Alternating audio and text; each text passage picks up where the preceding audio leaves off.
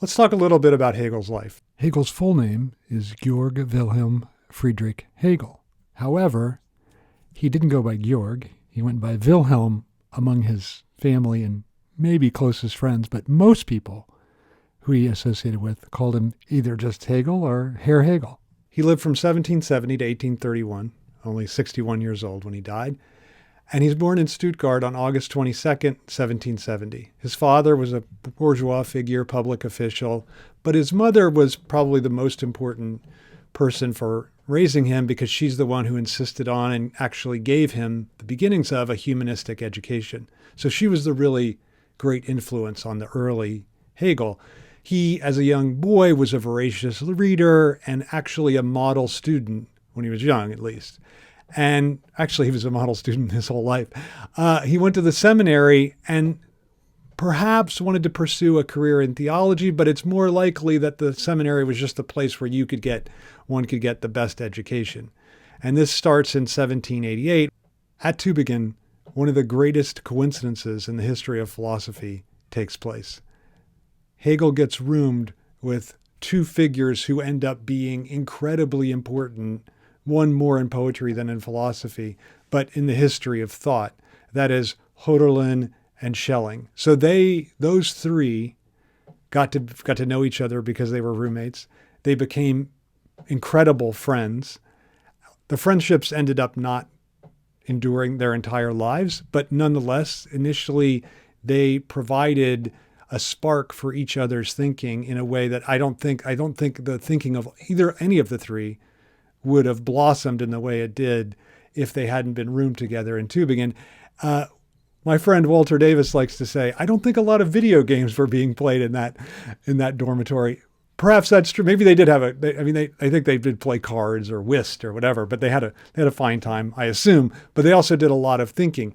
What's interesting, though, is that Hölderlin and Hegel are the same age. Schelling is 5 years younger, so he's a bit more of a prodigy than Hegel. And Hegel had the nickname at the seminary of Der Alte, which means in German, the old man. So there was a sense that he was already not precocious, but already had the habits of an older person, even when he was at the seminary. Maybe he drank, but he didn't maybe party, wasn't as wild. Maybe he didn't have as many women in his life as everyone else, but he was Der Alte, the old man.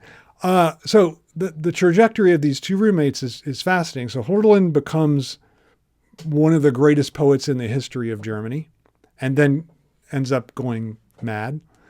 Schelling becomes one of the most important philosophers in the history of Germany and ends up sort of retiring from philosophy at a very early age, even though he did some lectures and some things, but he stops publishing philosophy before he's at the age of 40. So the trajectory of Hegel is much more a late bloomer than the other two. So the other two they start fast, Schelling even the fastest, but Hegel's the one that ends up finishing, one might argue, I think this is clearly true, the strongest.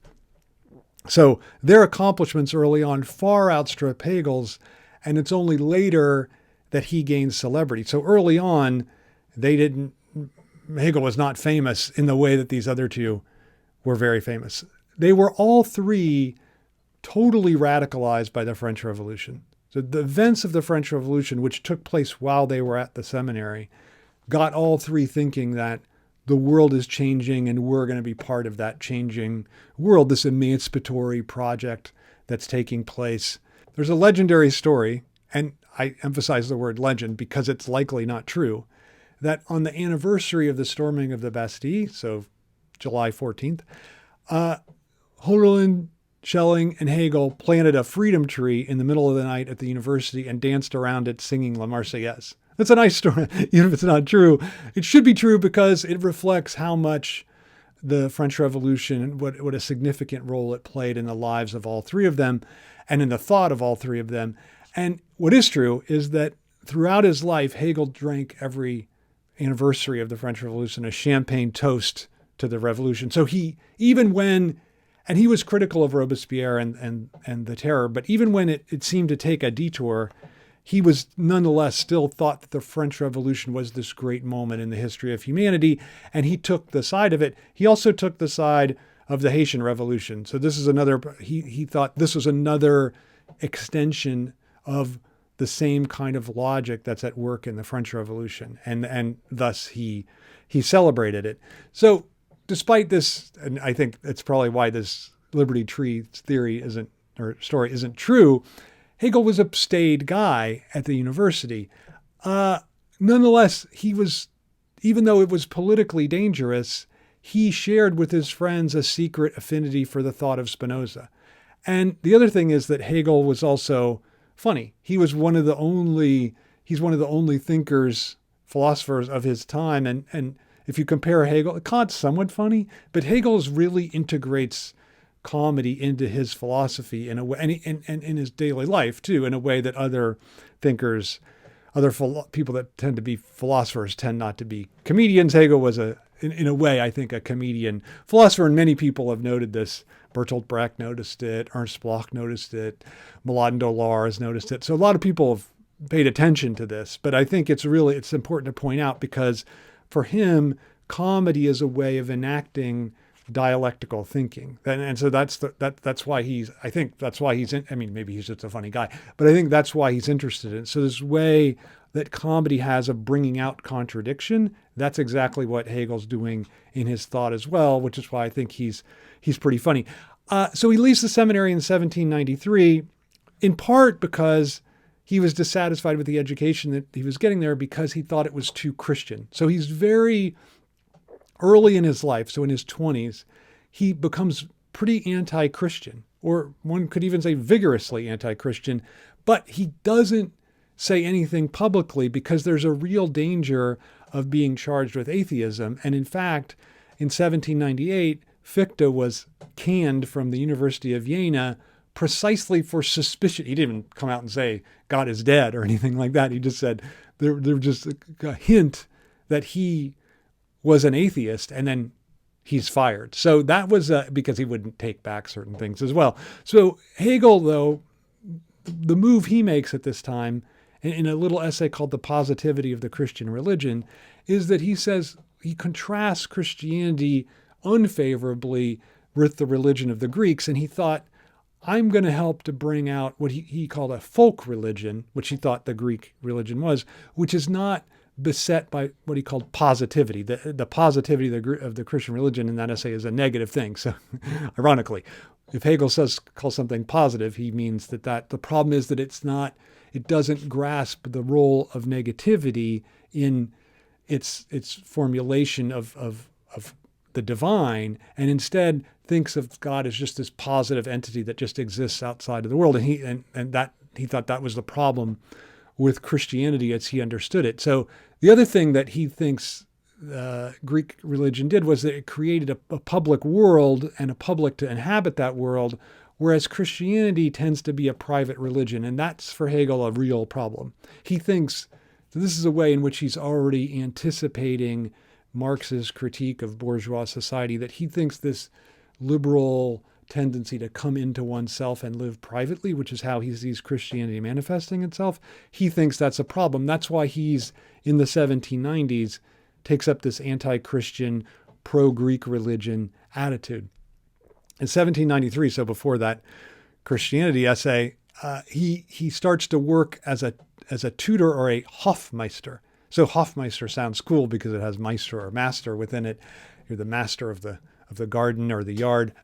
It's not very cool. So he's in the city of Bern working, and it's basically terrible. It's a terrible job. It's not much better than working as a babysitter and having to also instruct the people that you're watching. So you can't just turn on the television and watch TV while they're doing whatever. Instead, you have to watch the kids and instruct them at the same time. As a result, Hegel falls into a pretty deep depression at this time.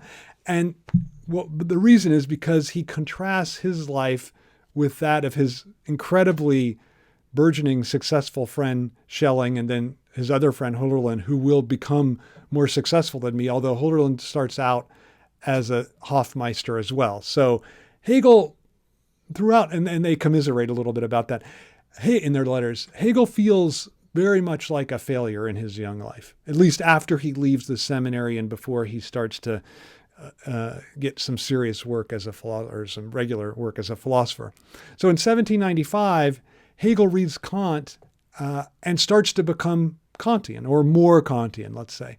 And just as he develops, just as he develops this critique of Christianity as a positive religion. So what he likes about Kant is that Kant is able to sustain some notion of religion, but base it in moral duty, not base moral duty in religion. And that reversal for Hegel is a really important one. But again, Hegel's discovering Kant, he's excited about him, but he's not able to find an avenue for this because he's stuck at this position of being a Hofmeister.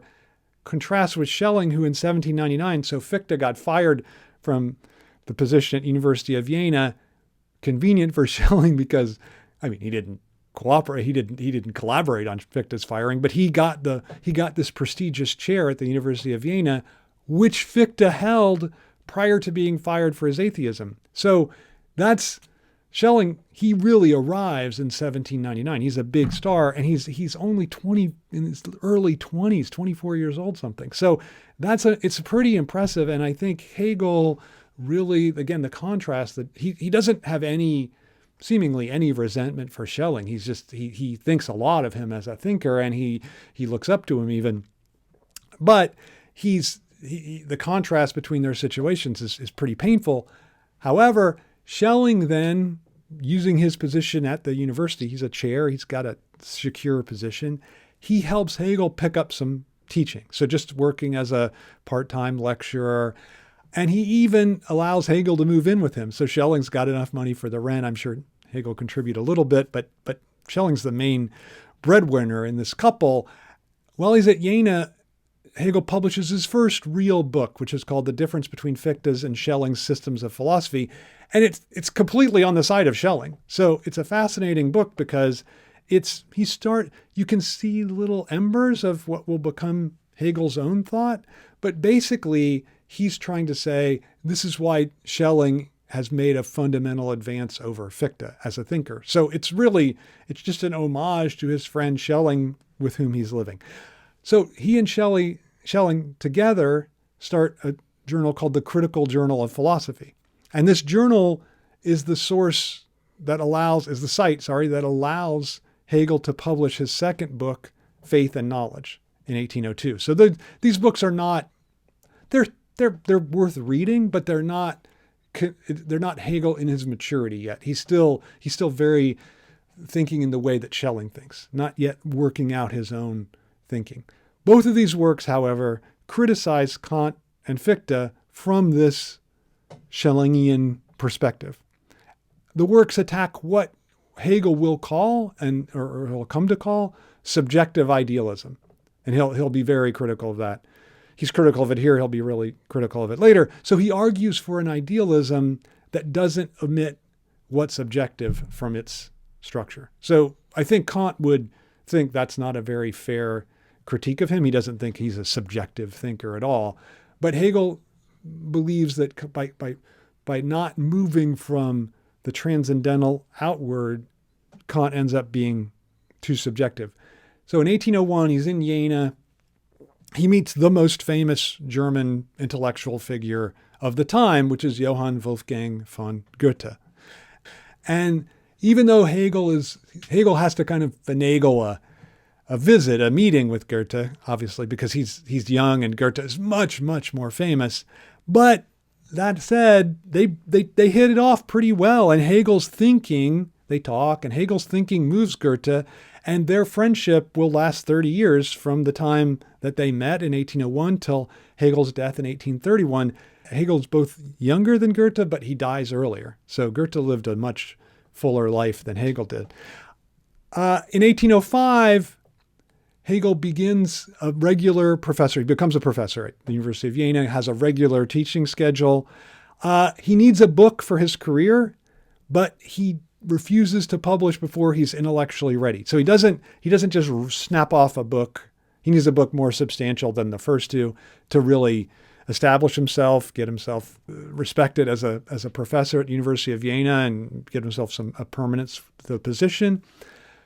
But he doesn't just snap it off. In fact, when he finally writes it, so he finishes it in 1806, it gets to the printer in 1807. The book is the one we know of as the Phenomenology of Spirit.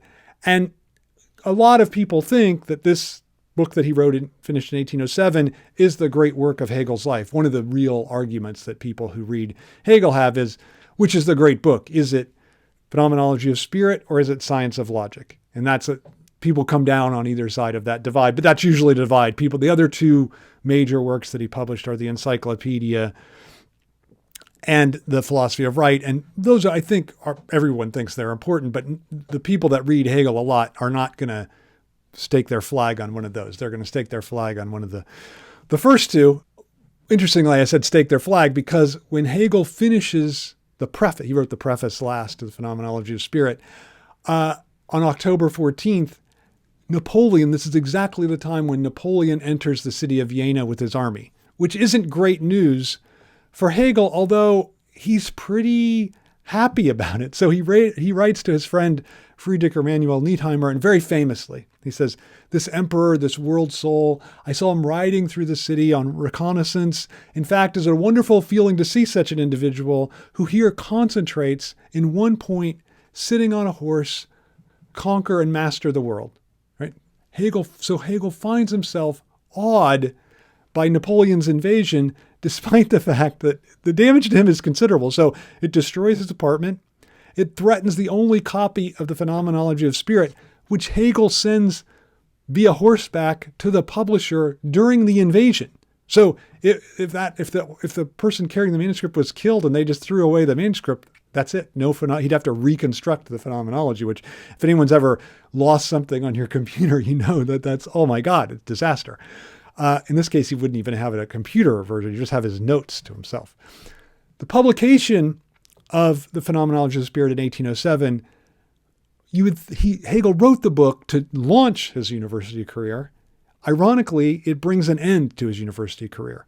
And it also marks the beginning of the dissolution of the friendship with Schelling. So Schelling had already left Jena. He leaves Jena in 1803, and he and Hegel start to grow apart. Their letters become much more infrequent compared to the 1790s. But the great split between them starts with the publication of the Phenomenology of Spirit. And I think it's because, there's a lot of debate about this, because Hegel did not think that he was attacking Schelling at all. So he did not imagine that this was an attack on Schelling. In fact, he sent Schelling a copy of the book and wrote to him in a letter. He said, "I do not need to," this is one of the most moving things I've ever read from a friend to a friend. "I do not need to tell you that if you approve of a few pages, this means more to me than if others are satisfied or dissatisfied with the whole thing."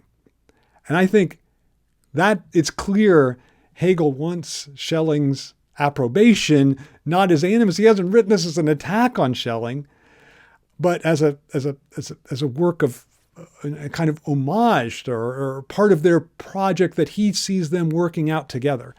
Nonetheless, Schelling ultimately takes offense. So Hegel writes him, and Schelling says, "What'd you think of the book?" Hegel writes him, and Schelling says, "Well, I haven't got around to it yet." And Hegel's like, "What? I gave it to you 6 months ago." But when he finally starts to read it, he doesn't respond in the positive manner that Hegel hopes for. So Hegel thought he was attacking the position developed by certain disciples of Schelling, but Schelling took it, misguided disciples, Schelling took it as a personal attack, although I don't think that's the entire source of the break between them. It's clear that something else is at work. And it really chagrined Hegel. And I think that the best way to capture what it did to him and how much this break in their relationship affected him is this little joke that Hegel loved to eat crab legs, but he gradually stopped eating them as he got older because Schelling became more and more difficult for him. So obviously Schelling, but I think I love that joke because it's interesting about the way that Schelling himself becomes hard for Hegel. So they end up they don't see each other for quite a long period of time, but then they meet. The couple times they stayed at each other's place and they just never talked philosophy. So that's one thing that goes. And then in 1829, near the end of Hegel's life, they meet and they walk and they talk together. So they seem to get along okay, but they don't talk about philosophy at all. So my contention would be that the break is completely one-sided. So Hegel continues to want the old relationship with Schelling, while Schelling, he doesn't have any desire for that, in part because what he takes as a critique in the phenomenology, or it's maybe just that Hegel, who was once his follower in a sense, even though they were at the seminary, they were fellow thinkers. Hegel has written a book, remember, The Difference Between Fichte's and Schelling's Systems of Philosophy. So he's sort of prostrated himself to Schelling, and now he's written his own work that doesn't have an obvious debt to Schelling. So that I think that could account in some way for Schelling's hostility. The other thing that I think is important is, so Schelling became famous in his early 20s as a philosopher. Then Hegel, much later in his life, we're not to that period yet, will become, without any question, the most famous philosopher in Germany. So it seems to me that part of the animus that Schelling has to Hegel depends upon this difference in their trajectories. So Schelling, as to quote Orson Welles, he started at the top and he went downhill from there. Hegel starts at the bottom and goes trajectories up till, of course, death is a falling off for everyone. But until he died, Hegel was a very, very significant and the important philosopher in Germany. So I think that accounts for a lot of this hostility on the part of Schelling. Then when Schelling gives lectures in the 1840s on the history of philosophy, and interestingly attended by Friedrich Engels and Soren Kierkegaard, he continues to speak disparagingly about Hegel. So Hegel's already dead.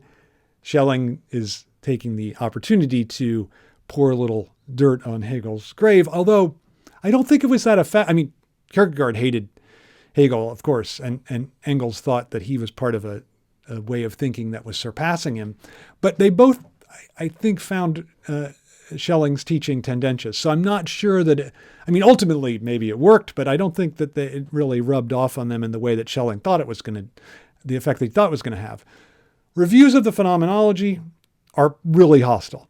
So they single out, the big thing is that they single out Hegel's prose style for the most intense criticism. And you can kind of, if you've tried to read the phenomenology or really anything by Hegel, you get it, because he thinks, he tries to write in a way that is in a way that he thinks is what he would call speculative. So speculative thinking as opposed to ordinary thinking includes otherness within it.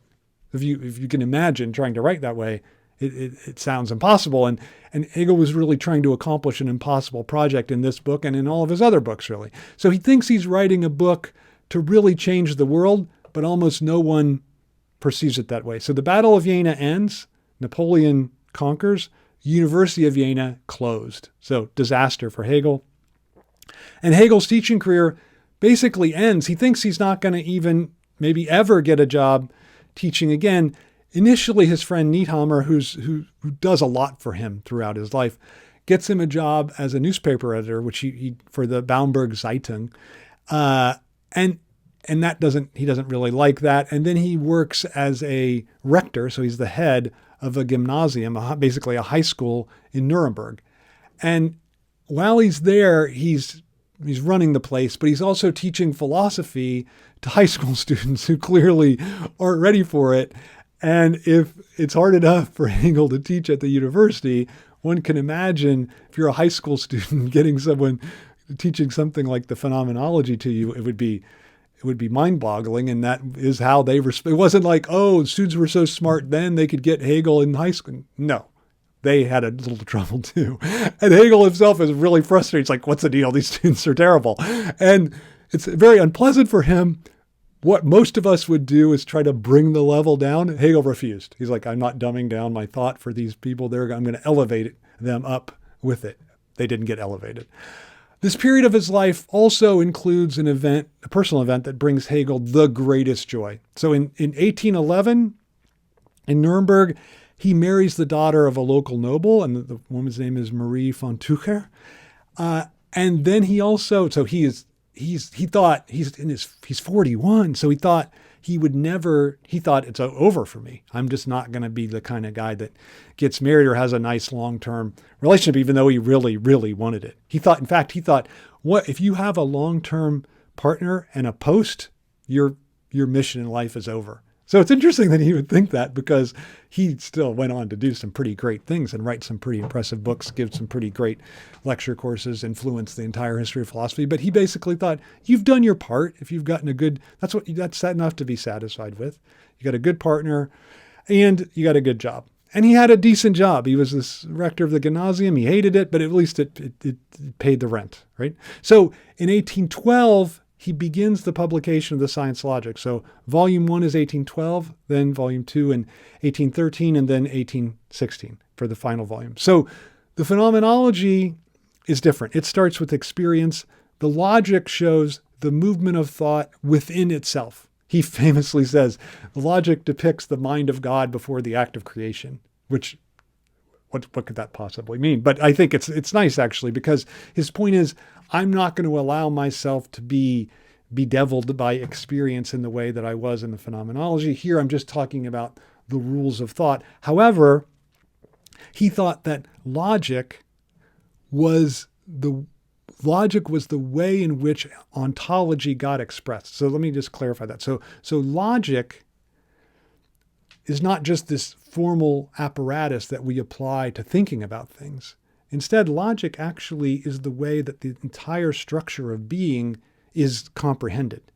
So he put so much faith in logic, in fact, that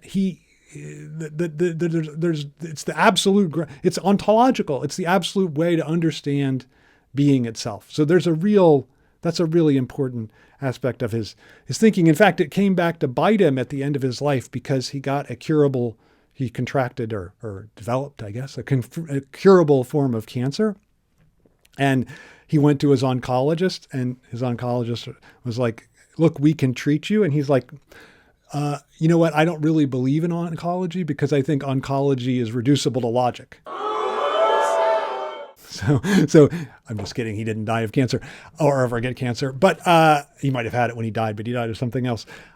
Anyway, so that joke is important, because it tells the way in which the emphasis that Hegel places on logic, that logic trumps everything else. Politics, he would think even politics, all these things are species of logic, right? Even though he's going to write a separate book on politics later. The fall of Napoleon in 1814 disturbs him. So Hegel it's odd. So we think of Napoleon now, rightfully so, I think, as a dictator, an emperor, someone who's on the side of tyranny, not on the side of emancipation. But for Hegel, from the perspective of Germany, he sees Napoleon as doing something emancipatory relative to Germany, because he thinks what's happening in Germany, that the resistance to Napoleon isn't some emancipatory resistance. Actually, it's a nationalistic resistance that he is firmly opposed to. So the investment in Napoleon for him is correlative to an anti-nationalism that is really a strong thread in all of his thinking and his personal life and his politics. So he is absolutely never a nationalist thinker, even though Karl Popper, who wrote The Open Society and Its Enemies, one of his bad guys is Hegel, and he sees Hegel as a precursor of German nationalism under Nazism. So, one can't imagine a crazier idea. No single Nazi ever cited Hegel approvingly, Nazi thinker, certainly, especially Carl Schmitt and Martin Heidegger. They're very critical of Hegel. Okay, so his son Karl is born in 1813, so he has two sons pretty quickly, and his son Emmanuel is born in 1814. But he has a third son, which I didn't mention yet, from Jena. So in 1807, with his landlady, Johanna Burckhardt, he has an illegitimate son named Ludwig. And Ludwig eventually, when his mother dies, will come, and Hegel paid his child support and took care of Ludwig, but he didn't treat Ludwig, it wasn't he didn't go out of his way to make him feel part of his own family. And I think a lot of it is because it's clear that there's tension between Marie von Tucher, or Marie, she becomes Marie Hegel, and Hegel himself over this, because it's this past relationship that he had. So eventually, though, Ludwig will come to live with them after his mother dies, but that's this illegitimate child is a sign maybe he wasn't always like the old man, right? Like he had some kind of youth to him, I guess. And he also, the other thing is interesting, that he had a very, or at least on the part of his sister Christiane was very, very close to him, very invested in him, so much so that when Hegel dies, she commits suicide just a couple months later. So Christiane was very, very attached to her brother. And this is one of the areas where, although Hegel does talk. I mean, one of the things that he doesn't talk about Christiane that much in his letters. And in fact, it seems like she's a little bit of like he's worried about her. It's not his investment in her, but her investment in him that weighs on him. However, a lot of people think that the discussion of Antigone and his great love, Antigone was the greatest play ever written. A lot of people think that that's because it reflects the sister's love of the brother. And that's why he was invested in it, because Christiane, in a sense, she's Antigone and Hegel would be Polynices. So that's in the background. And that's a thing that he'll constantly think about throughout his life. And she always wants to live near them, come visit them. And so it's a thing that burdens him. So he works at the gymnasium until 1816, when another great thing happens. And this is not a coincidence. This is because of the work that he's done. He gets a job offer from the University of Heidelberg. And then a couple months after he gets the job offer from Heidelberg, which he accepts, University of Berlin, Humboldt University in Berlin, offers him a position. And he's like, why did I accept that other job when I didn't know? So he ends up going to Heidelberg for a year. And then the next year, he feels like he's committed to them. He has to go. The next year, he starts at University of Berlin. So Heidelberg is where Hegel has his first salaried position. But he still feels, he doesn't think the students are great. He doesn't think the school is great. Berlin is the first time in his life where he feels like, okay, I've got good students, I've got good colleagues, this is a pretty good place to be. But at the University of Heidelberg, he published the Encyclopedia of the Philosophical Sciences in 1817, which is basically the text he used to teach philosophy. So it's divided into the logic, and that first part is usually known as the lesser logic. So the science of logic is known as the greater logic. The encyclopedic logic, the first of three parts of the Encyclopedia of Philosophical Sciences, is known as the lesser logic. And then the middle part is the philosophy of nature, and then philosophy of spirit. And that idea of spirit will return us to phenomenology. But phenomenology, everything that takes place in phenomenology is a little part of philosophy of spirit. And this time, when Encyclopedia comes out, Hegel starts to be a popular success. Popular not in the sense of people at the newsstand picking up the encyclopedia, but popular in the sense of all intelligentsia in Germany are reading his work, and people in other countries start to read it. So that becomes important too. Once in Berlin, it's pretty clear that Hegel is the most well-known and well-thought-of philosopher in Germany for the rest of his life. So from 1818 to 1831, his lectures attract tons of people more and more as he goes along.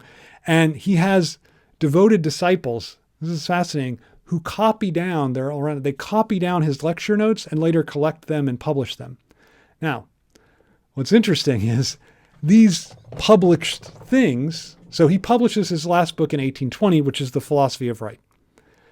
But then all these lecture notes that get taken by students without any source text from Hegel get collated, put together, and turned into his later work. So 4 of his later works. So The History of Philosophy, I think an important a way of thinking about how he thinks of the history of philosophy. And I think actually that the introduction to the history of philosophy provides one of the best examples or best explanations of dialectical thinking that Hegel ever gives. So I think that's an important book. But again, it's not written by Hegel. We don't know did the students copy down correctly? We don't know. Then there's the philosophy of religion, which goes through and ends with, and by now, and this starts in phenomenology, by now Hegel has completely thrown aside his earlier suspicion of Christianity and become a full-fledged proponent of Christianity. So now he sees Christianity as the emancipatory religion. And in fact, he sees there's something dialectical in Christianity. What he likes about it is, whereas in Judaism or in Islam, God is just the God of the beyond, right? God is, in fact, in Judaism, we can't even say God's name. We just have to say Adonai. We can't say Yahweh. I just said it, so I shouldn't have said it. We just say Adonai, which is God's nickname, in a sense. You have to just use God's nickname, this other name for God, rather than the actual name for God, to indicate verbally God's distance from us, right? In Islam, same kind of idea. God is beyond, totally outside of our reach. We need the prophet to intercede for us to reach the level of God. Okay, Christianity, what Hegel likes about Christianity is all of a sudden God comes down and dies as the most base figure, dies in the most humiliating way.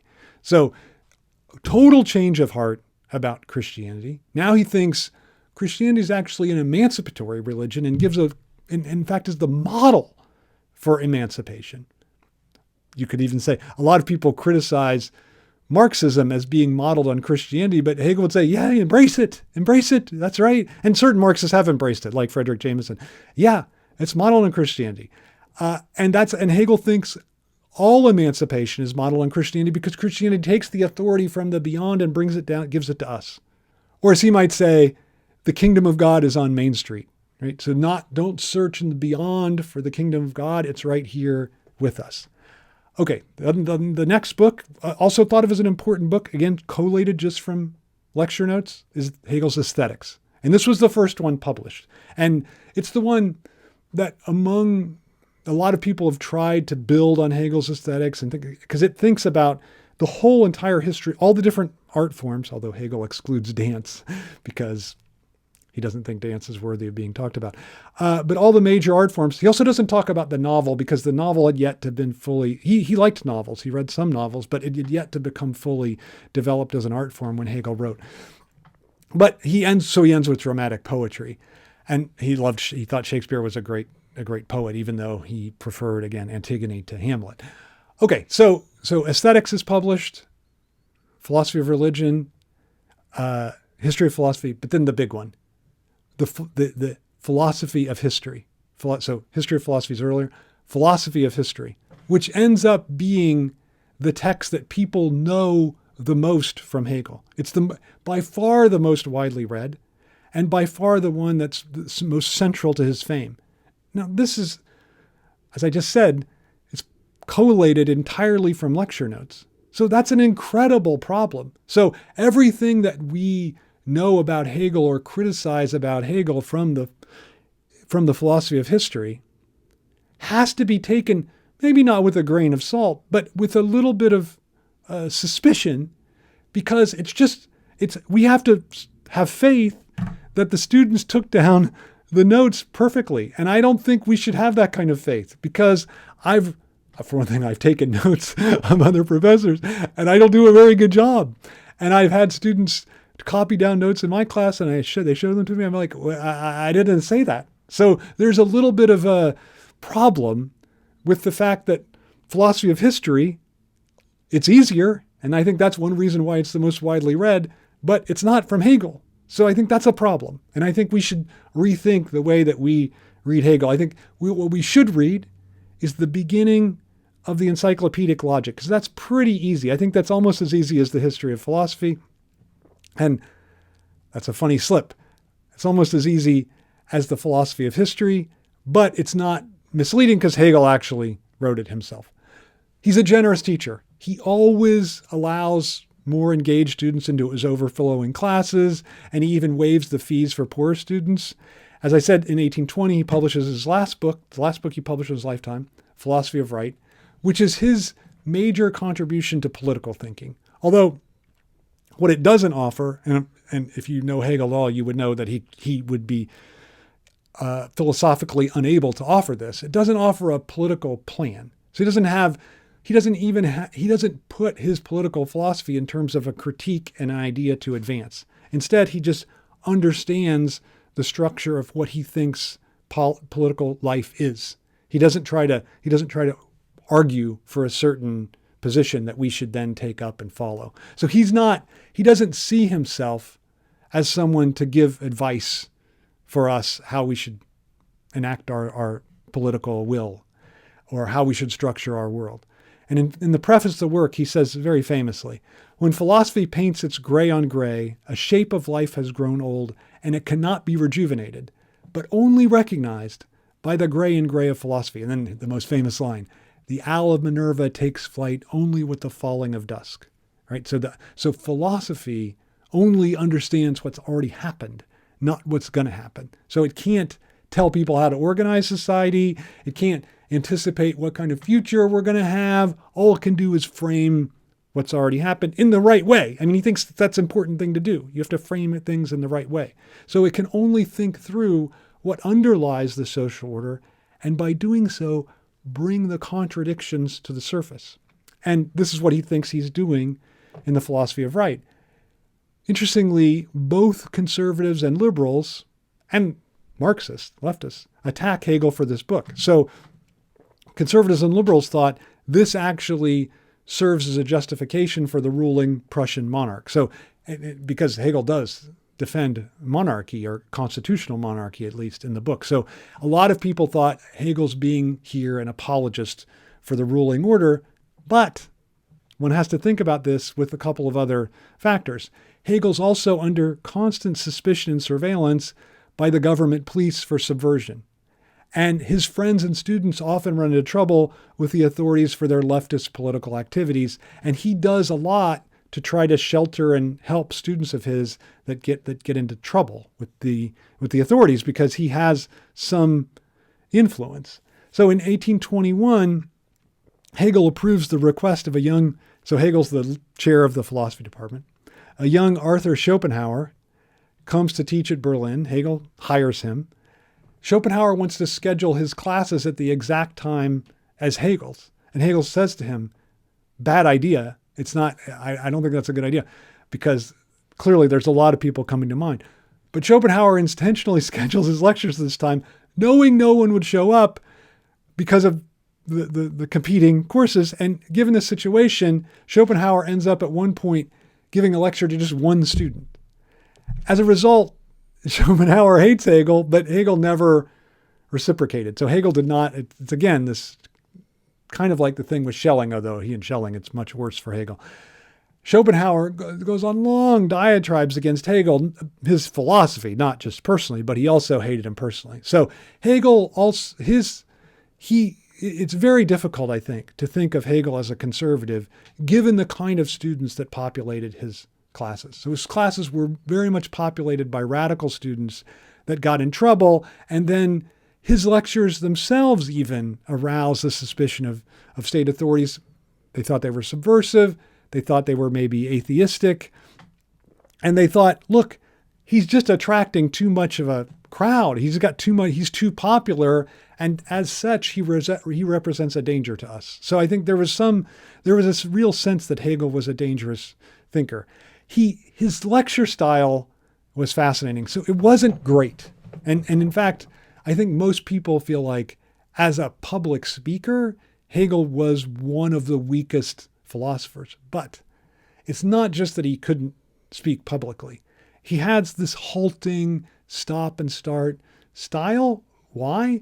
Because he thought with every sentence, I can't just assume anything. I have to reconstruct the entire system that lies behind that sentence within the sentence itself. So you can see this immense effort that has to go into every single sentence that he utters. He doesn't ever just believe that one could just say something when you're giving a philosophical lecture. So I think that's a really important aspect to this reputation of his as a terrible lecturer. I think it deserved, but I feel like it also, there's a positive side to it too. There's a way in which he's a bad lecturer because he's a great thinker or something like that. I'm not making the argument that every bad lecturer is a great thinker, but sometimes the great thinker is necessarily a bad lecturer. So he has his love of art.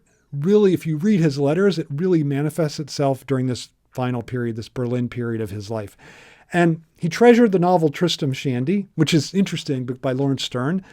It's fascinating because it's a novel with a lot of formal experimentation that anticipates the modern novel. And one wonders how we could translate Hegel's philosophy of art to modernism. Certain people like Robert Pippin have thought about Hegel in terms of impressionist painting, but there hasn't been that much thinking about Hegel in terms of the modern novel, say. And I because his thought is much more structured like like Bleak House, let's say, like a Victorian novel. But I think there is a way in which modernism, maybe he's already anticipating modernism in a certain way. He makes three trips around Europe. He never leaves Europe in his lifetime. In the 1820s, he goes to Belgium and the Netherlands in 1822, Vienna in 1824, and then Paris in 1827, where he sees his old friend Victor Cousin, the great French philosopher, who's very much influenced by Hegel as a thinker and is responsible for getting his work translated into French. While traveling, Hegel usually did the same kind of thing. So what would he do? He would go visit cathedrals and synagogues. He loved to do that. So he loved to look at the architecture. And one of the things that he talks about in the aesthetics is architecture. That's the first form of art that he deals with. And he used to love to go look at, especially Gothic cathedrals. That was a favorite of his. And he would also look at great paintings in museums. That was another thing. But I think his favorite activity, just judging from how he writes about it in his letters, was going to the opera. So he called Paris the capital of the world, but he enjoyed his time most in Vienna because while he was there, he saw Mozart's Marriage of Figaro, which he had the proper appreciation for. But then he saw Rossini's prequel to Marriage of Figaro, The Barber of Seville, and I think he knew it was wrong in the larger sense of aesthetic importance, but he much preferred Rossini's Barber of Seville to Marriage of Figaro. And he even he wrote to Maria, I'm going to see it a second time. I'm so excited. So he loved Barber of Seville. During these trips, I just mentioned this, he retains he's in constant touch with Marie. So he writes her letters almost every day, sometimes twice a day. And he tells her, he gives his aesthetic evaluation of everything he's seen and heard. So it's great to see this exchange between the two of them. And when he's in Berlin, he's able to renew, Goethe has moved to Berlin by this time, he's able to renew his friendship with Goethe. They spend more time together. And then he dies not by cancer, as I suggested, but he's killed most likely, we're not exactly totally sure, by an intestinal ailment, even though there's a cholera epidemic ripping through Germany at the time. This led a lot of people to initially suppose that Hegel died of cholera, but I think now most biographers think that it was this intestinal ailment, not cholera.